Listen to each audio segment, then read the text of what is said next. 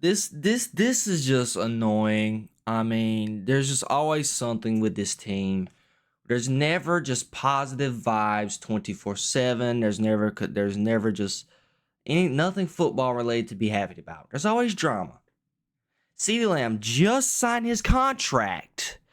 Not even been 2 days yet.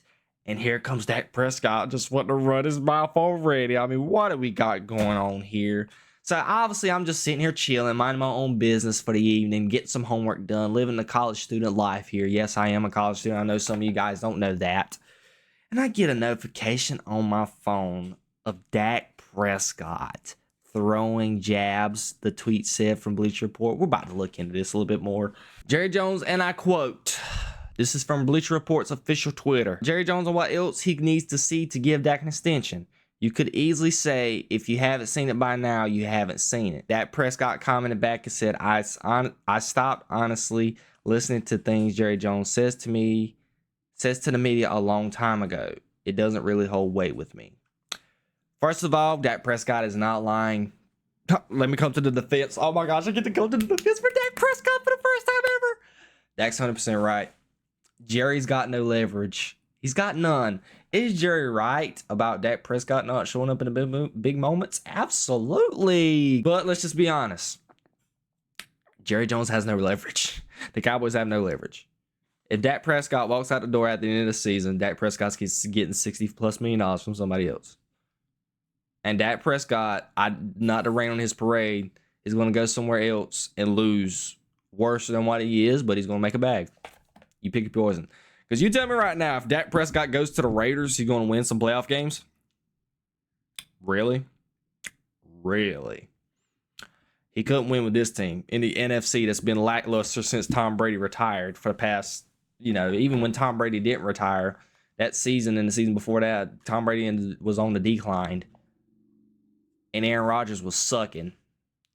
And you think you're about to go to the AFC. You're going to go to the AFC with Justin Herbert, Josh Allen, CJ Stroud, Joe Burrow, the one and only Patrick Mahomes, Lamar Jackson, Deshaun Watson, if he could actually play good this year. I'm not banking on him playing good. We're just going to throw his name in there because, off of past tense.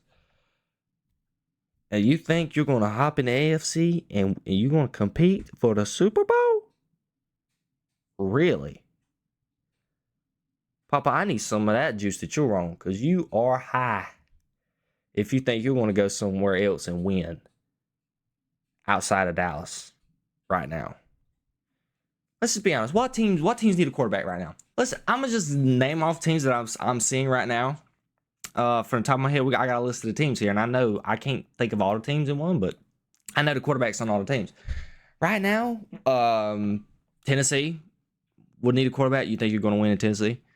LA needs a quarterback. You think you're going to win in LA? Sorry, not LA. Las Vegas. You think you're going to win in Las Vegas? New York. You think you're going to win in New York? Maybe New Orleans. We don't know what they're going to do with Derek Carr at the end of the year. In Seattle. That's it. So you got Seattle, New Orleans, maybe the Giants, the Raiders, and the Titans. That's 5 teams that is going to need a quarterback more than likely next season. You're not winning on none of them 5 teams. Maybe if you go to Seattle, you're better than Geno. You could uplift that team the way the defense is looking and their potential. Maybe. But you're in a division with the Rams and the Niners. And guess what, Dak Prescott? The 49ers is your kryptonite, bud. Easily your kryptonite.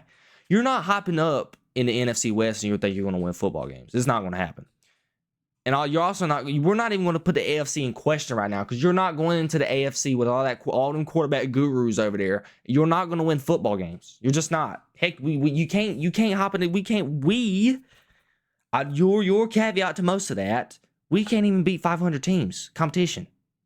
I'm interested to see how we do this season because we got a lot of games from above 500 teams from last year. But another tweet that I saw from the Cowboys beat writers was actually concerning to me. This is from John Machado. Dak Prescott said he doesn't have to have a new contract before the season starts. But, and I quote, I think it says a lot if it is or if it isn't. What does it say if it isn't done? Just how people feel.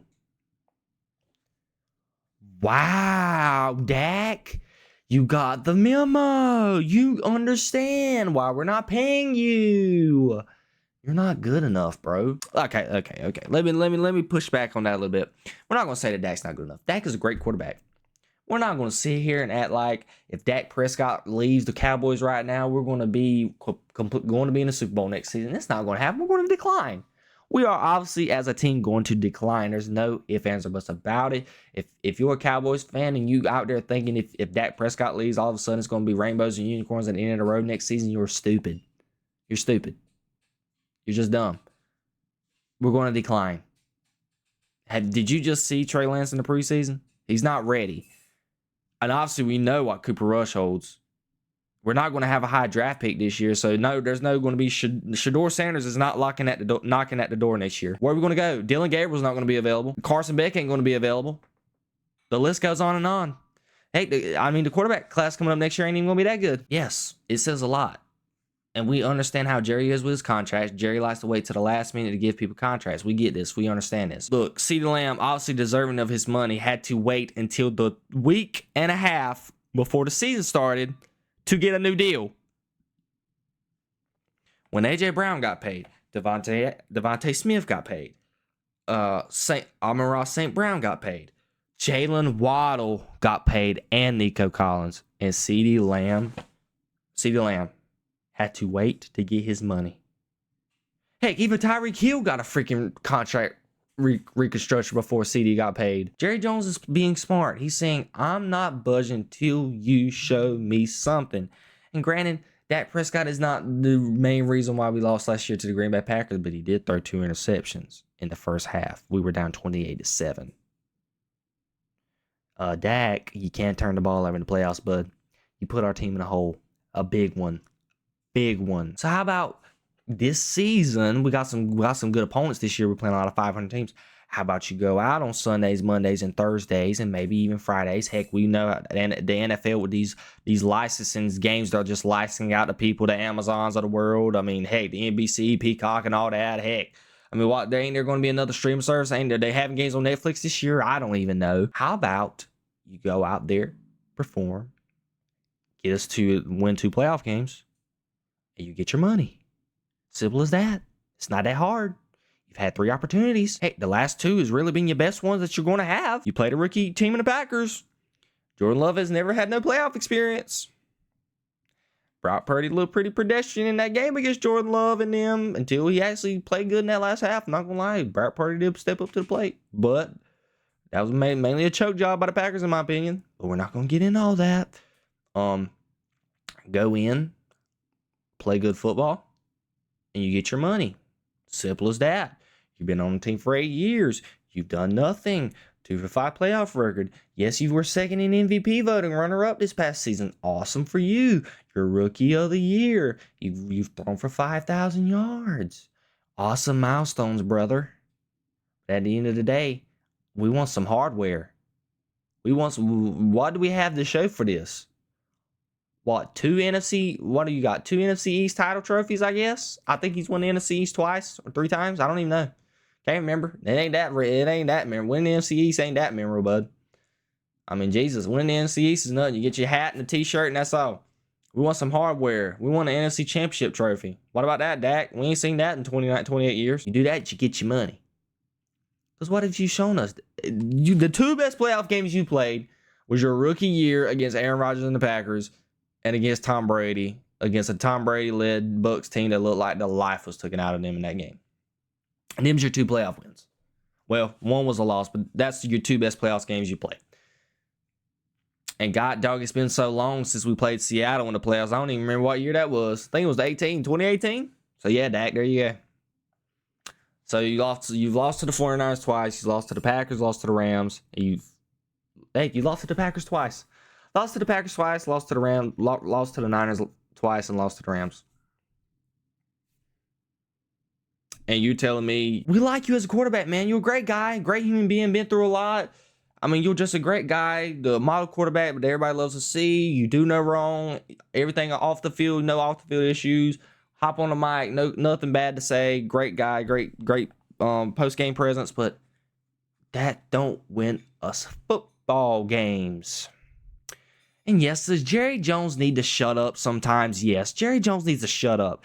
He needs to sit in the owner's suite on Sunday. Don't go down to the locker room. Just sit up there when the reporters are gone and just stay away. Stay behind the curtain. Just watch, observe, make moves on the phone as a GM. That's all you need to do, Jerry. You don't need to put your mouth in front of a microphone and speak. You are the only owner that I know that I see, literally. Comment down below. Have y'all seen another owner that just comes out and makes statements and gets interviewed by the media all the time? I don't know another owner. The owner of the Chiefs. He's won 2 Super Bowls, 3 Super Bowls in the last 5 years. I have not seen him say a word. I've not seen him in an interview. I've not seen him make a. The only time I've seen him in an interview or be in front of a microphone is when they won the Super Bowl on the stage. It's just whatever. I mean, look. We love Dak. I appreciate everything he's done in his Cowboys uniform. At the end of the day, we need to move on. Are we going to get better? Absolutely not. Could you get worse? Yes. But I would rather suck for a year or 2 years, maybe draft the replacement, and actually have a positive outlook in another 4 years instead of signing this guy for another 3, 4, maybe even 5 years and getting the same results for the next 5 years. You pick your poisons, Cowboys fans. I know what I'm picking. And I've seen enough. If you enjoyed my quick rant, reaction, whatever you want to call it, comment down below. Comment down below, what do you think of Dak Prescott's comments? Do you think they're out of line? Do you think there's some truth to what he's feeling? Do you feel like he's valid enough to be feeling the way that he's feeling?